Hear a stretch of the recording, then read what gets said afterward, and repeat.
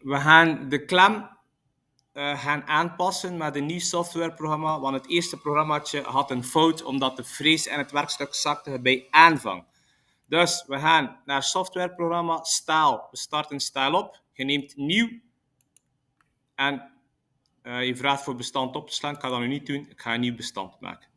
Je zorgt op de achtergrond dat uw tekening open staat. En als je kijkt naar uw tekening, zie je eigenlijk de X, de Y en de Z maten. Dus 39, 23 en Z 25. Je mag dat gaan invullen. 39, 23 en 25. En je klikt op OK. Dan krijg je uw werkstuk. Dan moeten we nog ons nulpunt gaan bepalen. We nemen dat eigenlijk altijd linksonder. Dus je zet hier dat bolletje linksonder gekleurd. Je klikt op OK. En dan zijn we klaar om te werken.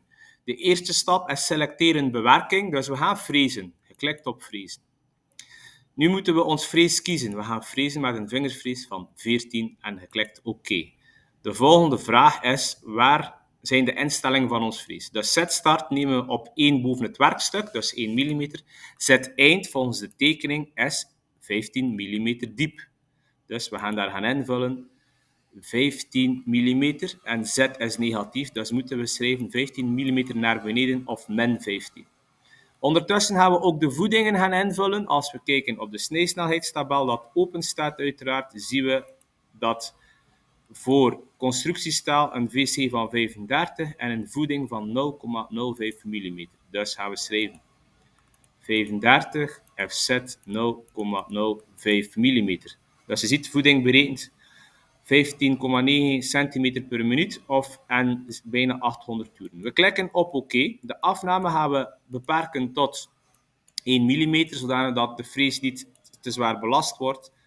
De FZ, de voeding en Z-as mag op 500 blijven staan, want de frees zal niet in het werkstuk zakken, maar er wel naast. Selecteren functie uit de menu tekenen. Dus de CNC weet wat hij moet doen, maar niet waar. Dus we tekenen een lijn.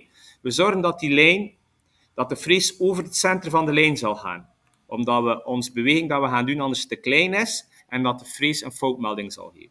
Dus we gaan nu absolute verplaatsing doen. Als we kijken naar de tekening, zien we dat ons werkstuk 39 is en het af te nemen stuk is 20. Dus moeten we hier eigenlijk x 19 gaan invullen, want 39 min 20 is 19 mm. Dus 19. Maar onze frees gaat over het centrum. Onze frees is 14 in diameter, dus 7 breed. Dus gaat er 7 mm van ons stuk te veel afgenomen worden. Dus gaan we hier 19 plus 7 doen.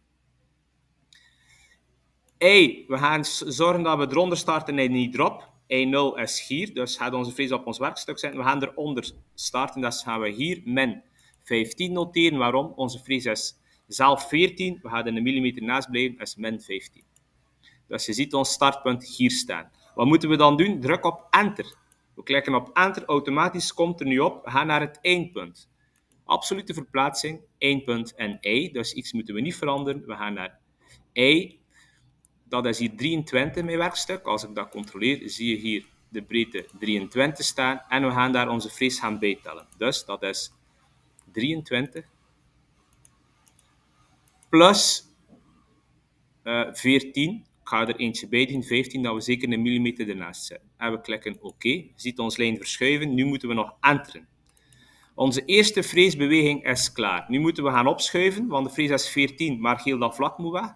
Dus gaan we terug gewoon opschuiven. We beweeg de cursor naar het eindpunt en druk op Enter. Dus je staat hier nog klaar. We gaan rechts bewegen.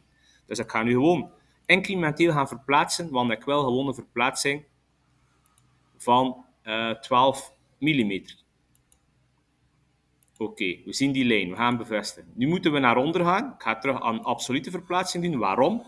Omdat ik dat punt hier ken, een Y. En dat was min 15.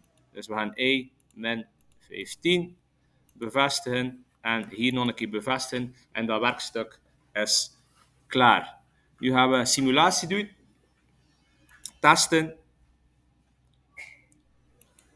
En bekijken als hij het werk correct doet. Ik ga ondertussen ook kijken naar de snijsnelheden. Voeding ziet er goed uit, de frees ziet er goed uit, tijd ziet er goed uit en de snelheid ziet er goed uit. Ik ga hem laten gaan. Hop. Ik neem het netjes af. Ik kijk hoe dat alles is zoals wens. Dat klopt ook. Ik ga ga even nog verder uitzoomen, een beetje verdraaien. En je ziet, het werkstuk heeft correct opgenomen. Dus dat programmaatje is eigenlijk klaar. Wat gaan we nu doen is afsluiten en opslaan. Hoe gaan we dat doen? Als je gewoon een kruisje klikt, zal hij automatisch vragen, mag ik dat opslaan? Je klikt ja.